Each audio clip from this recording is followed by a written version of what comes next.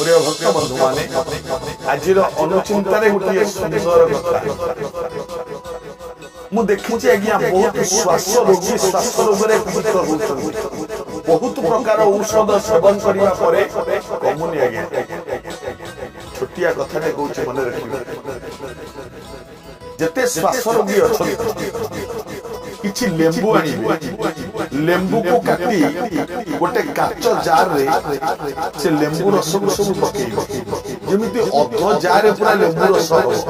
एवं गोटे कुकुड़ा अंडा देसी कुकुड़ा अंडा टी आनी से लेंबू पानी रे बुड़ी जाय जेमिति अंडाटा पानी भितर लेंबू रस भितर संपूर्ण बुड़ी जाय जार रो टिपिटा को टाइट कर दे देबे 15 दिन छाड़ी देबे ये अंडाटा संपूर्ण जेमिति लेंबू रस रे मिल जाय तापरे प्रत्येक दिन से चामच लेखा खाली पेट रेखा 15 दिन खाइबे पुणी आउ गोटे अंडा सेंटा करथिले पुणी 15 दिन आउ गोटे अंडा पुणी लेंबू रस रे 15 दिन 1.5 मास भितरे आपनरा श्वास रोग रहिबो या सत्य या पालन कले शरीर पाई मंगलकर हिताय।